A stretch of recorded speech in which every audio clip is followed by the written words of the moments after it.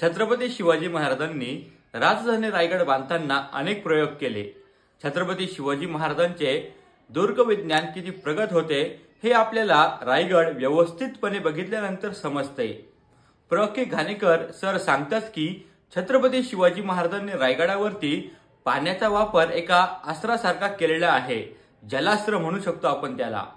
रायगडाच्या महादरवाजातून आपण वरती आलो की महादरवाजाच्या अगदी समोर वरतीच आपल्याला काही पाण्याची टाकी दिसतात। त्या पाण्याच्या टाक्यांपर्यंत जायला नीट रस्ता देखील नाही। शत्रू रायगडाच्या महादरवाजापर्यंत आला तर ती पाण्याची टाकी फोडून टाकायची। त्यातून पाण्याचा जो प्रचंड प्रवाह येईल तो थेट महादरवाजामध्येच येईल आणि शत्रू पाण्याबरोबर खाली लोटला जाईल।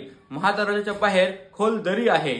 दरीमध्ये पडून शत्रू ठार होऊन जाईल, नष्ट होऊन जाईल व जो चिखल वगैरे येईल त्यामुळे शत्रूला महादरवाजामध्ये येणे अत्यंत अवघड होऊन बसेल। याच सर्व गोष्टींमुळे छत्रपती शिवाजी महाराज जगावेगळे ठरतात।